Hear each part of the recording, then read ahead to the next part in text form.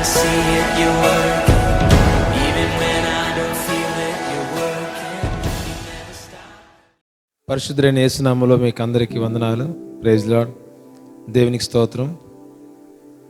మరొకసారి ఈ ఉదయకాల సమయంలో ఈ పరిశుద్ధ దినాన్ని వాక్యం వినడానికి సిద్ధపడుతున్నటువంటి మనలందరిని బట్టి దేవునికి స్తోత్రాలు చెల్లిస్తున్నాను. ఈరోజు నేను ఎంచుకున్నటువంటి అంశం ఏంటంటే, దావీదు రచించిన కీర్తన 103వ కీర్తన మొదటి 5 వచనాలు చదువుతున్నాను. నా ప్రాణమా యెహోవాను సన్నతించుము, నా అంతరంగమునున్న సమస్తమా ఆయన పరిశుద్ధ నామమును సన్నతించుము. నా ప్రాణమా యెహోవాను సన్నతించుము, ఆయన చేసిన ఉపకారములలో దేనిని మరువకము. ఆయన నీ దోషములన్నిటినీ క్షమించువాడు, నీ సంకటములన్నిటినీ కుదుర్చువాడు, సమాధిలో నుండి నీ ప్రాణమును విమోచించుచున్నాడు, కరుణా కటాక్షములను నీకు కిరీటముగా ఉంచుచున్నాడు. పక్షిరాజు యవ్వనము వలె నీ యవ్వనము క్రొత్తదగుచుండునట్లు మేలుతో నీ హృదయము తృప్తిపరుచుచున్నాడు. వాక్యంలోనికి వెళ్ళకముందు మనము కొద్దిగా ఆరాధన చేద్దాం. ఆయన సన్నిధిలో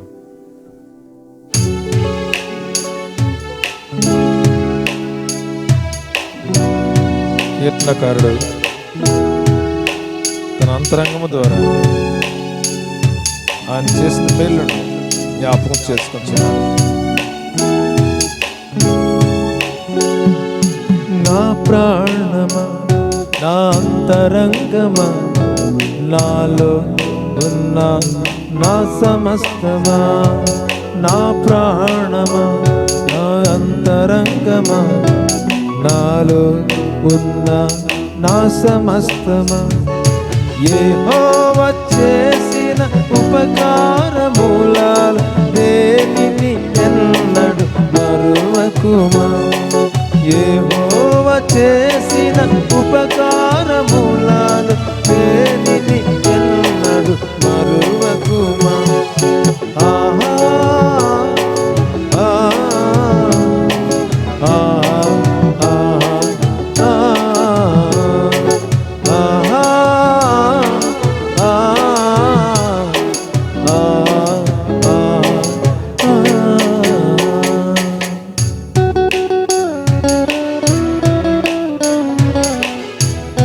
మేలుతో మన హృదయాలను తృప్తిపరిచే దేవుడు ఆయన.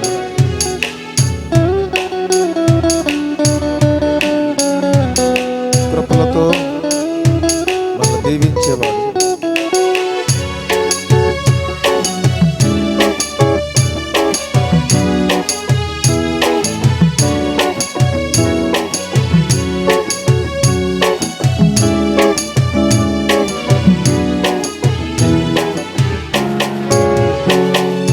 మేలుతో నా హృదయం తృప్తిపరచినావు, కృపలతో నన్ను దీవించినావు.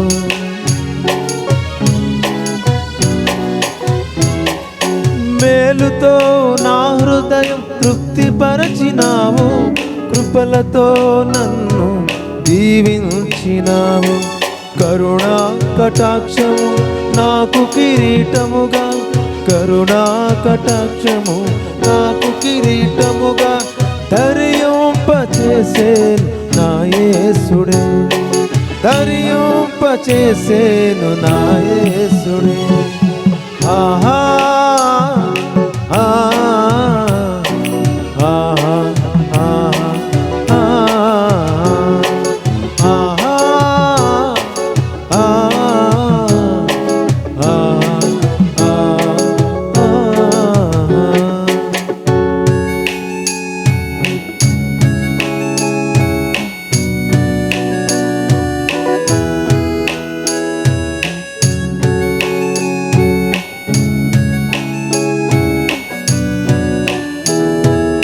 సమాధిలో నుండి మన ప్రాణములు లేవనెత్తు విమోచకుడు, పరమ వైద్యుడు. సమాధిలో నుండి నా ప్రాణం విమోచించుచున్నాడు నా యేసుడే.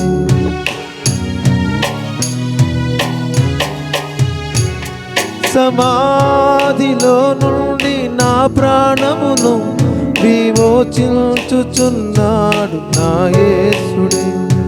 పరమ వైద్యుడు పరిశుద్ధుడు, పరమ వైద్యుడు పరిశుద్ధుడు, పరలోకనాథుని ప్రియ కుమారుడు, పరలోకనాథుని ప్రియ కుమారుడు. ఆహా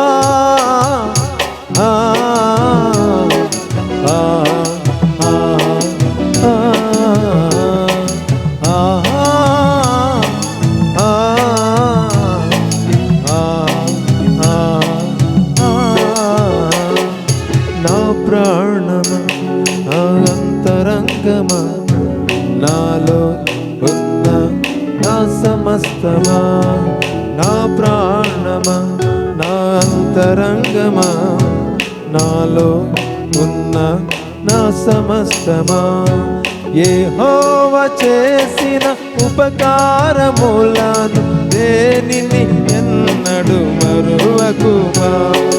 యెహోవా చేసిన ఉపకారములను దేనిని ఎన్నడు మరువకుమా.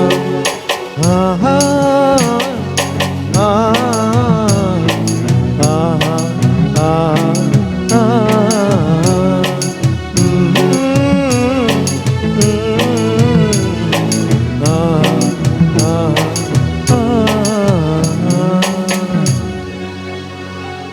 ప్రార్థన చేసుకుందాం. పరిశుద్ధమైన దేవ, ప్రేమగల తండ్రి, జీవముగల దేవ, మీ స్తోత్రాలు. ఈ ఉదయమున ప్రభా, ప్రాణము యొక్క విలువ, నా ప్రాణమా అంటూ దావీదు ఈరోజు నిన్ను ఆరాధిస్తున్న ఆరాధనను, నీ దయ కొరకు ఆరాధిస్తున్నటువంటి ఆరాధనను నా ప్రాణమా అంటూ మొదలుపెట్టాడు ప్రభా. అసలు ప్రాణం గురించి ఈరోజు మేము తెలుసుకోవాలని, మమ్మల్ని నిర్మించిన రీతి, ప్రాణ ఆత్మ శరీరములను మాకు ఇచ్చావు తండ్రి, మీకు స్తోత్రాలు. దేవా, నేను మాట్లాడుచుంటుండగా పరిశుద్ధాత్మయు దేవుని శక్తిని కనపరిచే దృష్టాంతములు వినియోగించు కృపనిమ్మని ఎవరైతే ఈ వాక్యం వింటున్నారో, వినగలిగిన వారు ప్రభా, ఈ వాక్యం వింటున్న ప్రతి ఒక్కరికి ప్రభా వినగలిగే చెవులు, గ్రహించు హృదయం దయచేయమని, ఈ వాక్యం వింటున్న ప్రతి ఒక్కరిలో ప్రభా ప్రాణం యొక్క విలువను, ప్రాణం గురించి నీ వాక్యం ఏం సెలవిస్తుందో అది గ్రహించే కృపను మాకు దయచేసి నీ కృపను పొందుకునే భాగ్యం దయచేయమని యేసు నామంలో ప్రార్థించి వేడుకొంచున్నాం తండ్రి. ఆమేన్, ఆమేన్. మరొకసారి నేను 103వ కీర్తన మొట్టమొదటి వచనాన్ని చదువుతున్నాను.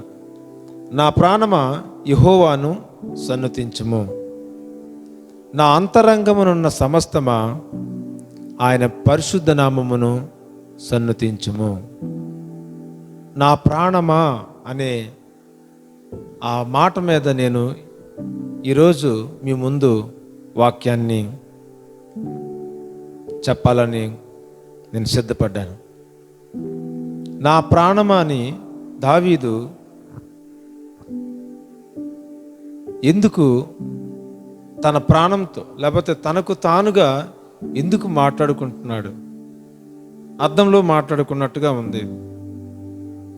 నా ప్రాణమా యెహోవాను సన్నుతించుము. దేవుడు మనల్ని నిర్మించిన రీతి మనం చూసినప్పుడు, తండ్రి, కుమార, పరిశుద్ధాత్మ త్రియేక దేవుడు ఎలాగైతే ఒక దేవునిగా ఇమిడి ఉన్నారో, మనల్ని కూడా ప్రాణ ఆత్మ శరీరములను మనకి అనుగ్రహించాడు. ఆదికాండము 2వ అధ్యాయము 7వ వచనంలో చూసినప్పుడు చాలా స్పష్టంగా మనం అక్కడ చూడగలం. దేవుడైన యెహోవా నేల మంటితో నరుని నిర్మించి వాని నాసికారంధ్రములలో జీవవాయువును ఊదగా నరుడు జీవాత్మాయెను. ఈ వాక్యం ఎందుకు నేను చదువుతున్నానంటే 3 భాగాలు ఇమిడి ఉన్నాయి. నేల మంటితో అనగానే శరీరము చేయడం కోసం, మానవ నిర్మాణం కోసం. ఆయన నేలమంటితో నరుణ్ణి నిర్మించాడు, అది శరీరం. వాని నాసికా రంధ్రములలో జీవవాయువును ఓదగా, నాసికా రంధ్రములు ముక్కు మీద ఆయన పని ఊదాడు. ఊదినప్పుడు జీవవాయువు, కొన్ని అర్థాల్లో ప్రాణవాయువు, ప్రాణము ఓదగా నరుడు జీవాత్మ అయ్యెను. గమనించండి, ఈ 7వ వచనం చాలా చిన్నదిగా కనబడినా నరునికి ఇచ్చినటువంటి 3 ఇమిడి ఉన్నాయి. ఏంటంటే శరీరము, ప్రాణము, ఆత్మ. జాగ్రత్తగా ఆలోచించండి. మనము ప్రాణాత్మ శరీరములను కలిగి ఉన్నాం. శరీరం కలిగి ఉన్నామని అందరికీ తెలుసు, ప్రాణం ఉందని అందరికీ తెలుసు. కానీ ఆత్మ గురించే కొన్నిసార్లు మనం దాని గురించి చాలామంది ఆలోచన చేయరు. ఈరోజు ప్రాణం గురించి నేను చెప్పాలని చాలా ప్రేరేపించబడ్డాను. నా ప్రాణమా అని దావీదు అనడంలో అంతరార్థం ఏంటి? దానికి ముందు శరీరము, ప్రాణము, ఆత్మ. నేను దీన్ని పెద్దగా చేసి చెప్పట్లేదు, కానీ జాగ్రత్తగా మీరు అర్థం చేసుకోవాలని క్లుప్తంగా నేను చెప్పాలని ఆశపడుతున్నాను. శరీరము పనేంటి? ప్రాణముకి సోల్ అని ఇంగ్లీష్లో మనం చూడగలం, SOUL, సోల్. శరీరము, ప్రాణము, ఆత్మ. ఆత్మకు స్పిరిట్ అని, మన శరీరానికి బాడీ అని, ప్రాణానికి సోల్, అలాగే ఆత్మకు స్పిరిట్ అని మనం అర్థం చేసుకోగలం. ఇంతకీ నేను చెప్పాలనుకుంటుంది ఏంటంటే, మన శరీరము 5 రకాల ఇంద్రియాలు, 5 సెన్సెస్, 5 ఫిజికల్ సెన్సెస్. వాసన చూడడం, రుచి చూడడం, తాకడం, touch, hear, see. Smell, taste, touch, hear, see. శరీరము ఏం చేస్తుందంటే వాసన చూస్తుంది, ముడుతుంది, తర్వాత వింటుంది, చూస్తుంది. శరీరం చేసే పని. అయితే ఈ శరీరానికి కొన్ని అవసరాలు, కొన్ని కోరికలు ఉన్నాయి. ఏంటంటే ఈ శరీరానికి ఆహారం కావాలి, నీరు కావాలి, యాక్టివిటీ, చలనం కలిగి ఉంటుంది, షెల్టర్, ఒక గూడు కావాలి శరీరానికి, వస్త్రం కావాలి, అలాగే గాలి అవసరం, నిద్ర అవసరం, ఒక మంచి వాతావరణం అవసరం. శరీర కోరికలతో ఈ శరీరం కూడా అలాగా సైన్స్ చెప్తుంది. నేను శరీరం గురించి చెప్పాను. అయితే ప్రాణము, శరీరానికి ఆత్మకు మధ్యవర్తిత్వాన్ని, కీలకమైన పాత్రను పోషిస్తుంది. సోల్, ప్రాణము. ఈ ప్రాణము, ఈ శరీరము, ప్రాణము కూడా అవుటర్ మ్యాన్, బయటికి కనబడేవి. శరీరం కదిలితే ప్రాణం ఉన్నట్టు మనం కనబడుతున్నాము, అద్దంలో చూసుకుంటుంటాం మనం మన హావభావాలు. సరే, సోల్, ప్రాణము, ది సోల్. ఈ ప్రాణముకి ఏంటి అవి వ్యక్తపరుస్తాయంటే సెల్ఫ్. ఈ సెల్ఫ్లోను ఐడెంటిటీ, పర్సనాలిటీ, క్యారెక్టర్. నేను ఈ సైడ్ అని పలుకుతాను. ఈ ప్రాణానికి కావలసినవి self, emotion, intellect, will, conscious, evil, situation. సెల్ఫ్లోనే ఐడెంటిటీ, పర్సనాలిటీ, క్యారెక్టర్ ఉంటుంది. సెల్ఫ్ అంటే స్వయం, స్వీయ గుర్తింపు కోరుతుంది. సెల్ఫ్ గుర్తింపు కోరుతుంది. అలాగే పర్సనాలిటీ, హావభావాలు, తర్వాత క్యారెక్టర్, గుణశీలము లేకపోతే పాత్ర. అలాగే ఈ సోల్లో ఎమోషన్స్ కూడా ఉంటాయి, భావోద్రేకాలు.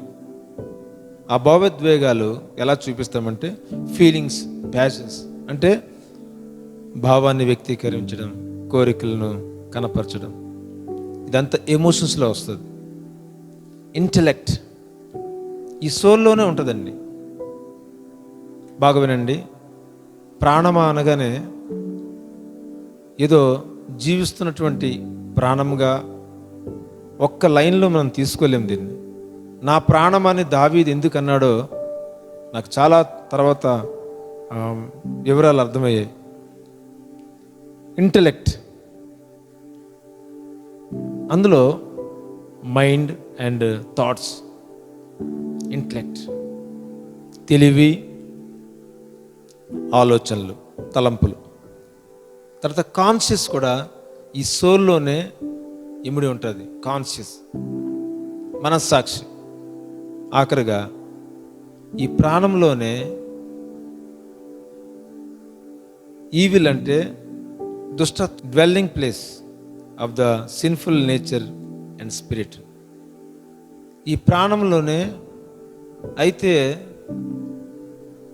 దేవుని ఆత్మకైనా చోటు ఉంటుంది, లేకపోతే దురాత్మకైనా. యేసు ప్రభు చెప్పాడు కదా, self, emotions, intellect, will, conscious, evil condition.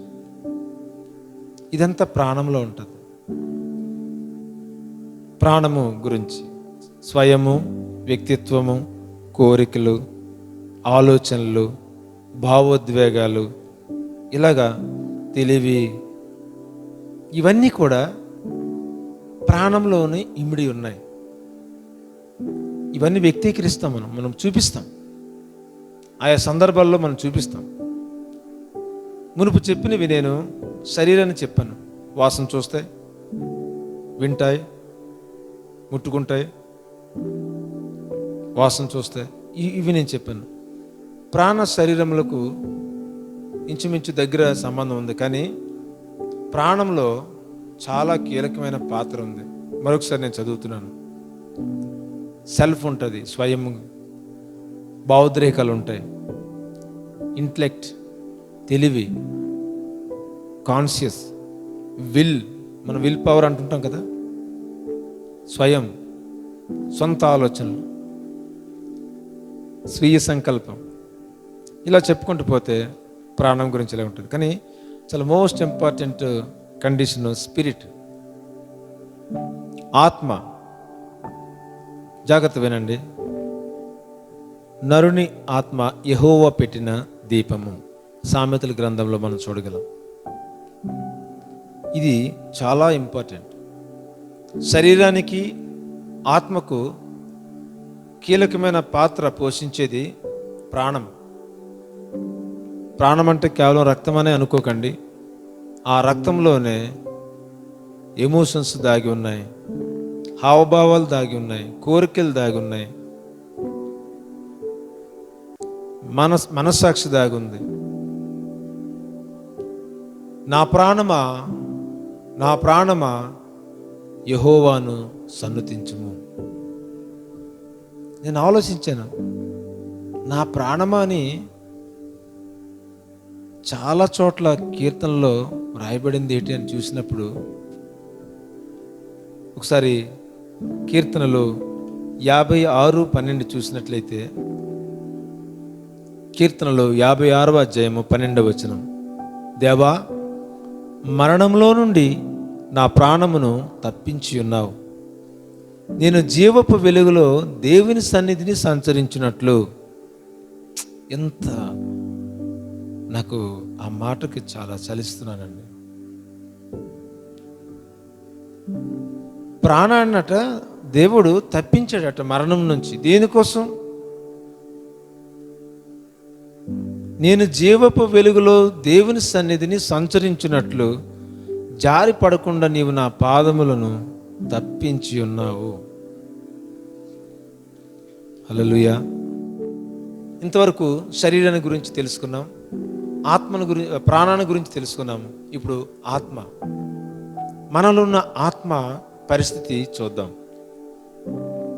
Spiritual discernment, peace, revolution, communication with God, true ministry, home of the Holy Spirit. నేను తెలుగులో చెప్తున్నాను. ఈ ఆత్మలో దేవుడు ఆత్మ వివేచన ఇస్తాడు. అందుకే ఆత్మ వివేచన, నెమ్మది, సమాధానము, రెవల్యూషన్ అంటే ప్రత్యక్షత, దేవుడిని బయలుపరచడం ఆత్మకే, కమ్యూనికేట్ విత్ గాడ్ దేవునితో సంభాషించడం. ఇక్కడే ఈ ఆత్మలోనే దేవుని యొక్క నిజమైన పరిచర్య జరుగుతుంది. అలాగే ఈ ఆత్మకు నిలయము పరిశుద్ధాత్మని నివాసం. ఈ ఆత్మలో పరిశుద్ధాత్మ నివాసం. దావీదు ఎందుకు అలాగా నా ప్రాణమా నా ప్రాణమా ఇంచుమించు 111 సార్లు నేను చూడగలిగాను. నా ప్రాణమా 23వ కీర్తనలో కూడా హీ రిస్టోరెత్ మై సోల్ అని ఉంటుంది. ఆయన నా ప్రాణమునకు సేద తీర్చుచున్నాడు. కీర్తనలు 23:3. నా ప్రాణమునకు ఆయన సేద తీర్చుచున్నాడు, తన నామమును బట్టి నీతి మార్గములలో నన్ను నడిపించుచున్నాడు. నా ప్రాణమునకు,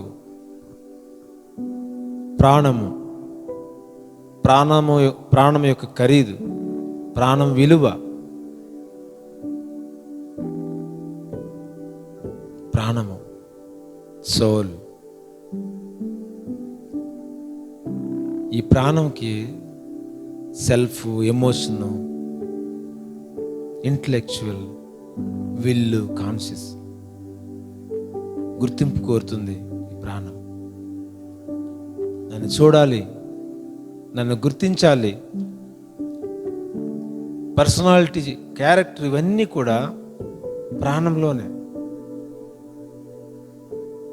శరీరము ఒకవైపు కోరికలతో ఉంటుంటే ప్రాణము ఒకవైపు. ఈ రెండు ఇంచుమించు ఒకేలాగా, సిమిలారిటీస్ ఒకలాగే ఉంటాయి. దావీదు నా ప్రాణమా అండంలో అది తేలికైన మాట కాదని మీకు నేను తెలియచేయడానికే ఈ అంశాన్ని ఎంచుకున్నాను. నా ప్రాణమా అనగానే నాకున్న కోరికలు కానీ, నాకున్న ఉద్రేకపూరితమైనటువంటి ఎమోషన్స్ కానీ, నా మనసులో ఆలోచనలు, నా సొంత చిత్తము, నా సొంత సంకల్పాలు, నా మనస్సాక్షితో యెహోవా యేసయ్య నిన్ను స్తుతిస్తున్నాను, ఆరాధిస్తున్నాను, సన్నుతిస్తున్నాను, కొనియాడుచున్నాను. నా ప్రాణం అనే దాంట్లో ఆ 3, 4, 5 విషయాలు దాగి ఉన్నాయి. తన స్వచిత్తాన్ని పెట్టాలి అక్కడ, సొంత ఇష్టాన్ని, సొంత అభిప్రాయాన్ని అన్నీ కూడా దేవునికి అప్పగించేయాలి. సెల్ఫ్, ఎమోషన్స్, ఇంటలెక్చువల్, విల్, స్వచిత్తం, అవర్ ఓన్ విల్, కాన్షియస్, మనస్సాక్షితో. ప్రాణం అనే దాంట్లో అంతేనే. ఇంక శరీరం కొంత పర్వాలేదు. శరీరంలో మనకి ఈ మెయింటెనెన్స్ కావాలి శరీరానికి. నేను వాక్యంలోనికి వెళ్తున్నాను. 103వ సంకీర్తనలో దావీదు ఏమంటున్నాడు? నా ప్రాణమా యెహోవాను సన్నుతించుము, నా అంతరంగమునున్న సమస్తమా. ఇప్పుడు అంతరంగం అంటే ఆత్మ పరిధిలోకి వచ్చాడు. దేవుని మందిరంలోనికి దావీదు వచ్చాడు.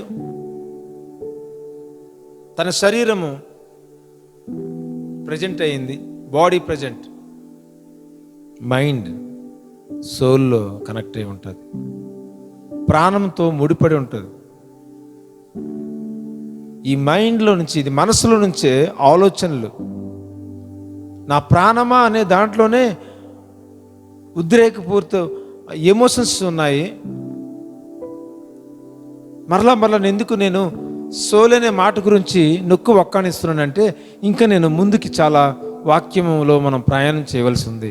సోల్, నా ప్రాణమని దావీదులాగా మనము చాలా తేలిగ్గా అనలేము. కొన్ని కీర్తనలు మనం చాలా సింపుల్గా చదువుకుంటూ వెళ్ళిపోతుంటాం. ఆలోచిస్తే మనం ఆగిపోతాం అక్కడే. నా ప్రాణమా, నా ప్రాణమా యెహోవాను సన్నుతించుము, నా అంతరంగమునున్న సమస్తమా. ఎక్కడికి వచ్చాడండి? సోల్ నుంచి స్పిరిట్లోకి తను గేరేయగలిగాడు.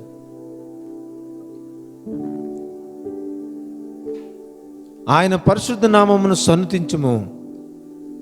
మరలా 103:2 వచనం, కీర్తన 103:2, నా ప్రాణమా యెహోవాను సన్నుతించుము, ఆయన చేసిన ఉపకారములలో దేనిని మరువకము.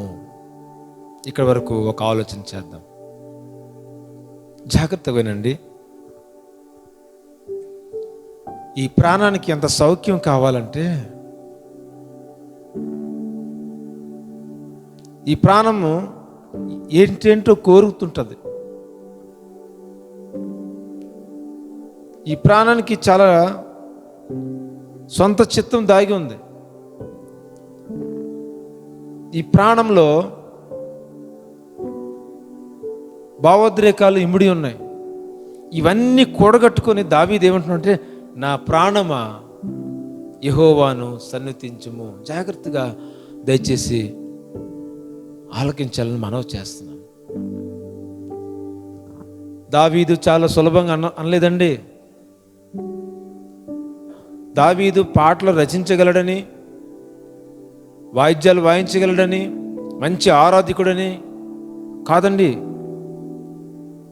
దేవుడెవరో తెలుసుకున్నాడు. ఇందుకు నేను వాక్యంలోకి వెళ్తున్నాను. నా ప్రాణమా యెహోవాను సన్నుతించుము, ఆయన చేసిన ఉపకారములలో దేనిని మరువకము. ఏంటో ఉపకారము? ఆ ఉపకారము చూద్దాం. మొట్టమొదటిది క్షమాపణ. ఆయన నీ దోషములన్నిటినీ క్షమించువాడు. 3వ వచనం, ఆయన నీ దోషములన్నిటినీ క్షమించువాడు. క్షమాపణ, ఉపకారం ఏం చేశాడండి మీ దేవుడు? మీ యేసయ్యని, మీరు యేసయ్యని నమ్ముకున్నారు కదా, మీకు ఏంటి ఉపకారం చేశాడంటే, అటువంటి వారికి మనము క్షమాపణ యొక్క విలువ తెలియజేస్తే అదే సువార్త అండి. ఆయన మన పాపములను క్షమించాడు, మన దోషములను క్షమించాడు. ఒకటి. రెండవది, నీ సంకటములన్నిటినీ కుదుర్చువాడు. 103:3 వచనం, 103:3 వచనం, నీ సంకటములన్నిటినీ కుదుర్చువాడు. దాన్ని ఇంగ్లీష్లో చూసినట్లయితే హీలెత్ ఆల్ దై డిసీజెస్. మన రోగాలు, మన సంకటాలు, తెగుళ్ళన్నిటినీ కూడా ఆయన స్వస్థపరిచాడు. మొట్టమొదట ఆయన చేసిన ఉపకారం ఏంటంటే మన దోషములను క్షమించాడు. రెండవది, మన సంకటములన్నిటినీ who healeth all thy diseases. దావీదు తన ప్రాణంతో మాట్లాడుతూ ఆత్మలోకి వెళ్ళిపోయాడండి. చాలాసార్లు మనం ఆరాధిస్తాం, కానీ ఆత్మ పరిధిలోనికి వెళ్ళలేకపోతున్నాం. ఆత్మ పరిధిలోనికి మనం వెళ్ళి ఆరాధించగలిగినట్లయితే ఆ ఆత్మ ప్రత్యక్షత, దేవుని గురించిన ప్రత్యక్షత, ఆత్మ వివేచనను మనం కలిగి ఉండగలం. మూడవది ఇక్కడ రాసం చూడండి, సమాధిలో నుండి నీ ప్రాణమును విమోచించుచున్నాడు. విమోచన సమాధిలో నుండి. ప్రతి క్రైస్తవుడు నిరీక్షణ ఏంటంటే, ప్రతి దేవుని యొక్క బిడ్డ క్రైస్తవ సంఘానికి ఉన్నటువంటి నిరీక్షణ ఏంటంటే, సమాధిలో నుంచి మనల్ని విమోచిస్తాడు. పౌలు దెస్సలోనికీ మొదటి పత్రిక చాలా స్పష్టంగా చెప్తాడు. మొదట ఎవరైతే నిద్రించారో వాళ్ళు మొదట లేస్తారట, తర్వాత మనం సమాధులు తెరవబడతాయని. ఇది మానవ జ్ఞానానికి అందనిది. ఇది దావీదు ఆనాడే చూశాడు ఆ విమోచన యొక్క స్థితిని. సమాధిలో నుండి నీ ప్రాణమును విమోచించుచున్నాడు. హల్లెలూయా. క్షమాపణ, స్వస్థత, విమోచన. నాలుగోది, మేలుతో నీ హృదయము తృప్తిపరచుచున్నాడు. 4 విషయాలు మర్చిపోకండి. నా ప్రాణమా, నా అంతరంగమునున్న సమస్తమా, ఆయన పరిశుద్ధ నామమును సన్నతించుము. ఆయన చేసిన ఉపకారములలో దేనిని మరువకమును. ఆయన క్షమాపణ, మన పాపములు, మన దోషములు క్షమించాడు, మర్చిపోకూడదు. రెండవది, ఆయన మన సంకటములని, రోగములను కుదిర్చాడు, స్వస్థత ఇచ్చాడు, మర్చిపోద్దు. మనం రాత్రంతా పడుకుని లేవగలిగామంటే స్వస్థత ఇవ్వబట్టే కదా. ఆయన సమాధిలో నుంచి ప్రాణమును విమోచించే దేవుడైన. నా మాట విని నన్ను పంపిన వాని యందు విశ్వాసముంచు ప్రతివాడు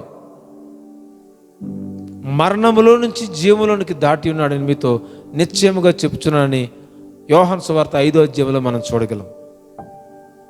జాగ్రత్త వినండి. నా ప్రాణం అనే మాట చాలా సులభముగా మనం అనేది కాదు. ఇది నా ప్రసంగంలో మూలాంశం అదే. నా ప్రాణమా యెహోవాను సన్నతించుము. నా ప్రాణమా, ఈ ప్రాణం ఎంత కోరికలు, ఉద్రేకము, కోపము, ఈర్ష్య, కలహము, ఇవన్నిటినీ కట్టబెట్టి దేవుణ్ణి స్తుతిస్తున్నాడు. హల్లెలూయా, హల్లెలూయా, హల్లెలూయా. దేవుని స్తోత్రం. దావీదు చేసే ప్రార్థన నేను మొట్టమొదటిలో చదివాను కదండి. మన ప్రాణాలని ఎందుకు దేవుడు తప్పిస్తున్నాడు? దావీదు ప్రార్థన.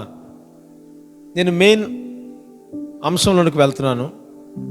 3 విషయాలు నేను చెప్పాలని ఆశపడుతున్నాను. ఒకటి, దావీదు ప్రార్థనను. రెండవది, ధనవంతుని యొక్క ప్రయాసాన్ని. మూడవది, మన ప్రాణప్రియుడైన క్రీస్తు యేసు బలియాగం గురించి నేను చెప్పి ముగించాలని ఆశపడుతున్నాను. మొట్టమొదటిది దావీదు ప్రార్థన. ఏమని ప్రార్థన చేస్తున్నాడు? ఆయన ప్రార్థన దేనికోసం చేస్తున్నాడంటే, శోధనలో నుంచి రిలీఫ్ కోసం. Prayer for relief from temptations. శోధనలో నుంచి తనకు ఉపశమనం లేకపోతే విడుదల పొందాలని, రిలీఫ్ అవ్వాలని. ఆ ప్రార్థనే ఈ 56వ అధ్యాయము 12వ వచనం. దేవా, నీవు మరణములో నుండి నా ప్రాణమును తప్పించి ఉన్నావు. ఎందుకోసం తప్పించాడు? అక్కడే సమాధానం ఉంది. నేను జీవపు వెలుగులో దేవుని సన్నిధిని సంచరించినట్లు. చాలాసార్లు నేను కొద్దిగా ప్రాణం పోవాల్సింది, నేను బ్రతికాను అంటాం. చాలా. ఎందుకు బ్రతికాము? ఈ ప్రాణం అనే మాట, సోల్ అనే మాట న్యూ టెస్ట్మెంట్లో, కొత్త నిబంధనలో లైఫ్ అని మార్చబడింది. మన జీవితము ఉద్దేశం ఏంటి? మనల్ని చాలాసార్లు చాలా సందర్భాల్లో అనేక పర్యాయాలు మనల్ని మన ప్రాణాలను తప్పించాడు. చచ్చిపోవలసిన వారు నిజానికి చిన్నప్పుడు అవ్వచ్చు, నడి వయసు అవ్వచ్చు, వృద్ధాప్యాలు అవ్వచ్చు, ఏ వయసులోనైనా ఏ కాలంలోనైనా దేవుడు మన ప్రాణాలని రక్షించాడు.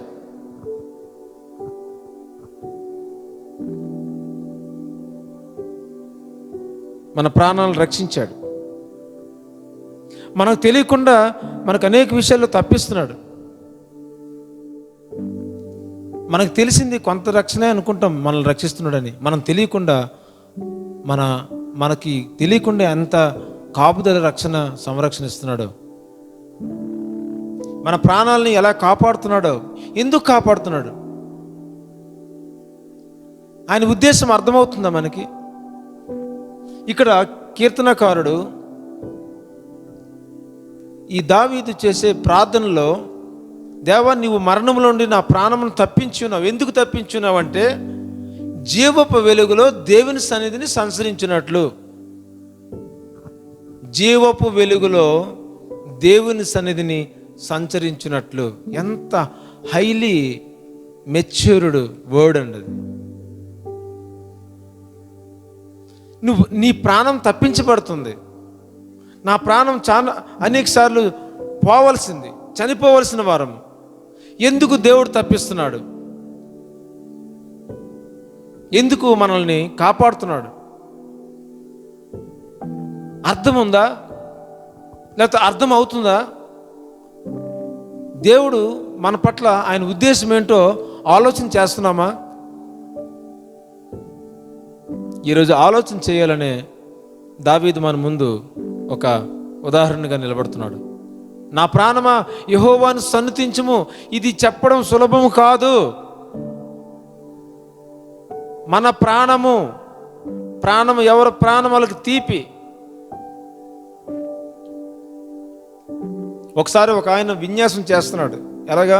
పెద్ద పర్వతాలు, ఆ పర్వతం ఆ కొండ నుంచి ఈ కొండ వరకు మధ్యలో ఒక రోప్, ఒక వైరు, ఒక తాడు కట్టి దాని మీద చక్కగా నడుచుకుంటూ వెళ్తున్నాడు. అనేకులు అక్కడ చూసి ఆ ప్రదర్శన చూసి చప్పట్లు కొట్టారు. అందరూ అటు ఇటు తిరుగుతున్నాడు. ఈలోపు ఆ వ్యక్తి ఒక మాట అన్నాడు, నేను దాటి వెళ్ళిపోగలను, నమ్ముతున్నారు కదా మరి అంటే, నమ్ముతున్నాం అని చెప్పి అందరూ జేజేలు కొడుతున్నారు. బాగానే ఉంది. అయితే మీ బిడ్డని నాకు ఒకసారి ఇవ్వండి, నా భుజాలు వేసుకుని నడుస్తానంటే ఎవరు కూడా రాలేదు. జరిగిన విషయాన్ని చెప్తున్నాను. వినోదంగా చూడడం కాదు.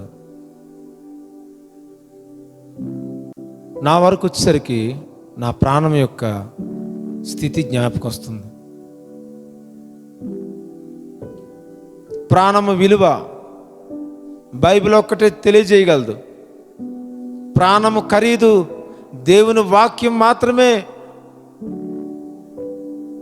దాని వెలను తెలియచేయగలదు. అందుకే దావీదు తెలుసు, ప్రాణము యొక్క విలువ తెలుసు, ప్రాణము యొక్క పరిస్థితి కూడా తెలుసు. ఈ ప్రాణం అంతా కోరుకుంటుంది, ఉద్రేకపూరితమైంది. సౌలుని ఒక దెబ్బతో చంపేయగలడు శత్రువుని, కానీ అభిషేకించబడే వారిని నేను ముట్టకూడదని దావీదు కమిట్మెంట్. శత్రువులు క్షమించాడు.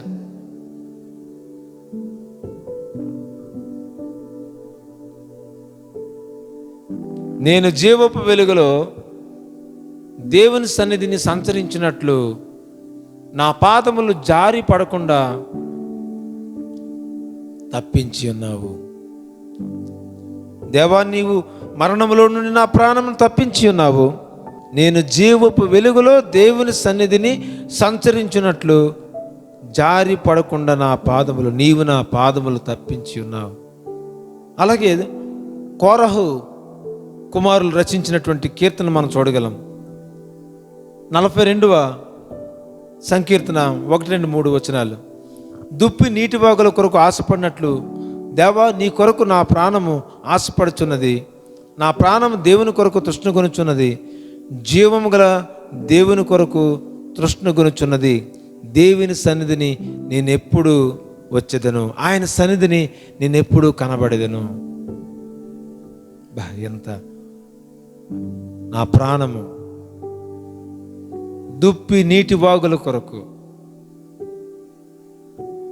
ఆశపడుచున్నట్లు.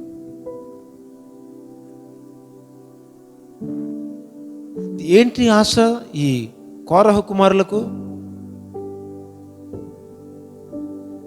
దేవుని సన్నిధిని ఎప్పుడు వెళ్ళాలని, ఎప్పుడు కనబడాలని డిజైర్స్. దేవుని సన్నిధిని ఎప్పుడు వచ్చేదను, ఎప్పుడు కనబడతానా అని. చర్చిలు లేవు, మూసివేయబడ్డాయి. భక్తిహీనులకు సాకుది. భక్తిహీనులకు సాకులు. ఇంక తెగులు వచ్చింది, ఇంకా ప్రార్థన లేదు, అసలే ఉండదు. ఇలాంటి సందర్భాల్లో ఇంకా దౌర్భాగ్య స్థితి. దయచేసి నన్ను క్షమించండి, నేను చూసి మాట్లాడుతున్నాను. ఆయన చేసిన మేలు మర్చిపోద్దండి. క్షమాపణ, స్వస్థత, విమోచన, తృప్తి. ఈ ప్రాణానికి తృప్తి ఉండదు. కోరికలు ఇవన్నీ కూడా కంట్రోల్ చేసుకుంటూ, నా ప్రాణమా యెహోవాను సన్నుతించుము, నా అంతరంగమునున్న సమస్తమా ఆయన పరిశుద్ధ నామమును సన్నుతించుము. ఆయన చేసిన మేలు ఉపకారములలో దేనిని మరువకము.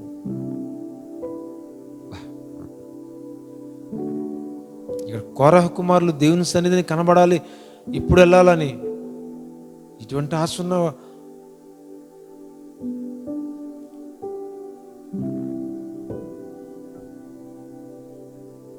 యేసు ప్రభు తన యొక్క ఉపమానంలో 2వ ఘట్టానికి వస్తున్నాను. ధనవంతుని యొక్క ప్రాణము. లూకా సువార్త 12వ అధ్యాయము 16 నుంచి నేను చదువుతున్నాను. అక్కడ ధనవంతుడి గురించి ఒక ఉపమానంగా చెప్తాడు, చూడండి. మరియు ఆయన అనగా యేసుక్రీస్తు వారితో ఈ ఉపమానం చెప్పెను. ఒక ధనవంతుని భూమి సమృద్ధిగా పండెను. అప్పుడు అతడు, నా పంట సమకూర్చుకున్నట్టుకు నాకు స్థలము చాలదు కనుక నేనేమి చేతునని తనలో తాను ఆలోచించుకొని, నేను ఇలాగ చేతును, నా కొట్లు విప్పి వాటికంటే గొప్ప వాటిని కట్టించి అందులో నా ధాన్యమంతటిని, నా ఆస్తిని సమకూర్చుకొని నా ప్రాణంతో చూడండి 19వ వచనం జాగ్రత్త వినండి. నా ప్రాణంతో, ప్రాణమా అనేక సంవత్సరములకు విస్తారమైన ఆస్తి నీకు సమకూర్చబడి ఉన్నది, సుఖించుము, తినుము, త్రాగుము, సంతోషించుము అని చెప్పుకొందును అనుకొనెను. ఏమనుకున్నాడండి? యేసు ప్రభువే ఒక ఉపమానం చెప్తున్నాడు. అక్కడ కొంత చిన్న రభసైంది. ఆస్తి మా పిత్రార్జితము ఆస్తి పంచిపెట్టమని. మనం టీవీ 9లో చూస్తాం కదా, పెద్ద వాళ్ళ ఆస్తుల కోసం కొట్టుకుంటూ కోర్టుకి ఎక్కుతున్నారు అన్నదమ్ముల అక్క చెల్లెలు. అటువంటి వారి కోసం ఇక్కడ మాట్లాడుతున్నాడు. ఏమంటున్నాడు ఈ ధనవంతుడు? నా ప్రాణంతో, ప్రాణమా అనేక సంవత్సరములకు విస్తారమైన ఆస్తి నీకు సమకూర్చబడి ఉన్నది. ఒకటి, సుఖించము. ప్రాణానికి కావాల్సింది చూడండి, సుఖము, నిద్ర, శరీర కోరికలు, తినుము, త్రాగుము, సంతోషించుము అని సంతోషించుమని చెప్పుకొందును అనుకునేను. 20వ వచనం. అయితే దేవుడు, వెర్రివాడా అండర్లైన్ చేసుకోండి, ఈ రాత్రి నీ ప్రాణం అడుగుచున్నారు, నీవు సిద్ధపరిచినవి ఎవనివగునని అతనితో చెప్పెను. 21వ వచనం. దేవుని యెడల ధనవంతుడు కాక తన కొరకే సమకూర్చుకునివాడు అలాగుననే ఉండనని చెప్పెను. 22వ వచనం. ఏమి తిందుమో, ఏమి త్రాగుదుమో, ఏమి తిందుమో అని మీ ప్రాణమును గూర్చి అయినను, ఏమి ధరించుకుందమో అని మీ దేహము గూర్చి అయినను చింతింపకుడి. ఆహారము కంటే ప్రాణమును, వస్త్రము కంటే దేహమును గొప్పవి కావా? కాకులు సంగతి విచారించండి, ప్రాణము విలువ చాలా విలువైంది. ఈ ప్రాణము కేవలము ఈ ధనవంతుడు వెర్రివాళ్ళలాగా ఫూలిష్నెస్. వాక్యం అర్థం కాకపోతే, దేవుని గురించినటువంటి ఆలోచన ఉద్దేశాలు అర్థం కాకపోతే, మన ప్రాణము ఏది అడిగితే అది చేస్తాము. ఈ ధనవంతుడు ఏమనుకుంటున్నాడు? తన ప్రాణంతో అనుకుంటున్నాడు. దానికి ముందు మంచి గొడౌన్స్ కట్టుకుంటాను, సమృద్ధిగా నేను ధాన్యాన్ని ఆ గొడౌన్స్లో వేసుకొని. ఎంత ఫూలిష్నెస్, ఎంత వెర్రి తనమండి. వాక్యం చెప్తుంది, యేసు ప్రభు చెప్తున్నాడు. అప్పుడు పాత నిబంధన కాలంలో ప్రజలు అలాగే ఉన్నారు. ఈ అంచు కాలంలో కూడా ఈ తెగుళ్ళు ఎంత ఆవరిస్తున్నా సరే, మేము తెగులుతూనే చచ్చిపోతాం, కానీ మేము ఆ సారాన్ని త్రాగడం మానం అంటున్నారు. చూడండి, మరొకసారి 42వ కీర్తన చూడాలని ఆశపడుతున్నాను. అక్కడ ప్రాణం అనే అంశం అక్కడ వస్తుందండి. 42:5 వచనం, కీర్తన 42:5. నా ప్రాణమా, నీవేళ కృంగి ఉన్నావు, నాలో నీవేళ తొందరపడుచున్నావు, దేవుని యందు నిరీక్షణించుము. ఈ ధనవంతుడు ఒకవేళ ఇలాగ ప్రార్థన చేస్తుంటే బాగుంది, లేకపోతే ఇలాగ కీర్తించుంటే బాగుంది దేవుణ్ణి. ఈ కోరాహు కుమారులు అంటున్నారు, నా ప్రాణమా నీవేళ తొందరపడుచున్నావు, నువ్వేళ కృంగిపోతున్నావు. ఈ ప్రాణానికి తొందర, కృంగుదల, కరిగిపోయే స్థితి.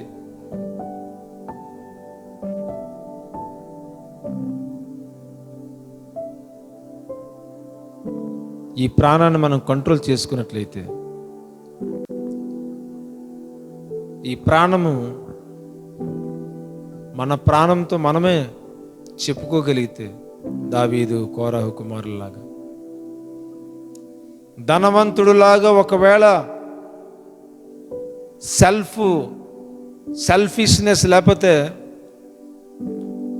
సొంత సంకల్పాలు, సొంత ఉద్దేశాలతో బ్రతికినట్లయితే, వెర్రివాడ ఈ రాత్రి నీ ప్రాణం అడుగుచున్నారు.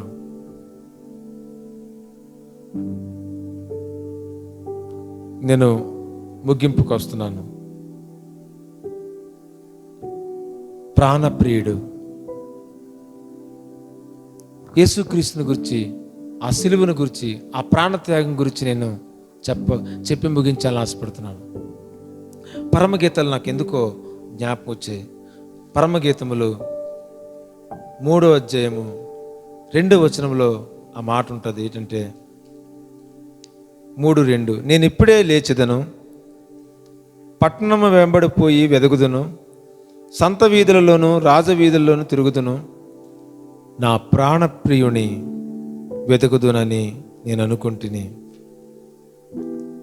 నేను వెతికినను అతడు కనబడలేదు. ప్రాణప్రియుడు, ఇక్కడ సందర్భాలు వేరు, కానీ నేను యేసుక్రీస్తుని గురించి చెప్తున్నాను. ప్రియురాలు సంఘానికి సూచనగా ఉంది.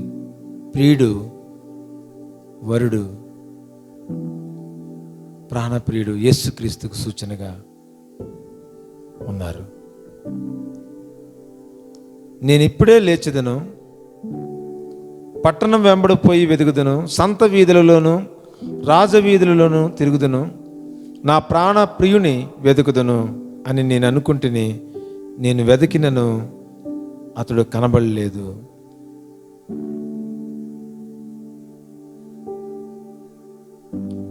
ఎక్కడున్నాడు ఈ ప్రాణప్రియుడు? యెరూషలేము వీధుల్లో ఆయనను కొరడాలతో కొడుతూ పిడిగుద్దులు గుద్దుచు ఆయన మీద ఉమ్మి వేసి, నిన్నెవరు కొట్టారో చెప్పండి అని హేళన చేసి, మత్తయి సువార్త 20:28. ఆయన పర్పస్ ఎందుకు, ఆయన దేనికోసం వచ్చాడు? అలాగే మనుష్య కుమారుడు పరిచారం చేయించుకున్నట్టుకు రాలేదు, కానీ పరిచారం చేయుటకును, ఇది జాగ్రత్త వినండి, అనేకులకు ప్రతిగా విమోచన క్రయధనముగా తన ప్రాణమునిచ్చుటకు వచ్చెనని చెప్పెను. ఎందుకు వచ్చాడు ప్రభు? అనేకులకు ప్రతిగా విమోచన క్రయధనముగా. విమోచన క్రయధనము. పాపములో, శాపంలో దాసులుగా, బందీలుగా ఉన్న మనల్ని విడిపించి, ఎలా విడిపించాడు?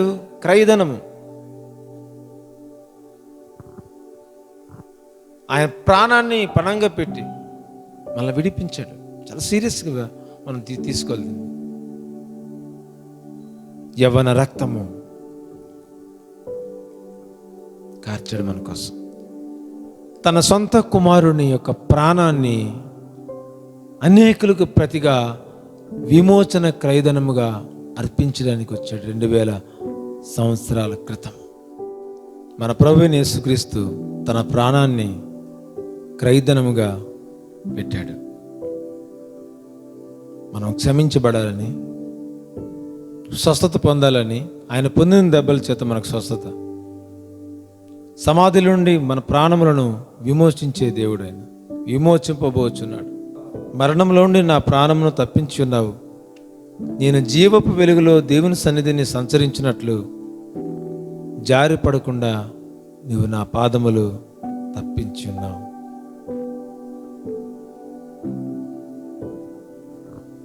జీవపు వెలుగులో దేవుని సన్నిధిని సంచరించుట. మన ప్రభు అయిన యేసుక్రీస్తు మన కొరకు ప్రాణాన్ని పెట్టాడు, తిరిగి లేచాడు. ఆ పునరుద్ధరణుడైన యేసుక్రీస్తు మరలా తిరిగి ఆయన రాబోతున్నాడు. ఆయన వచ్చే సమయానికి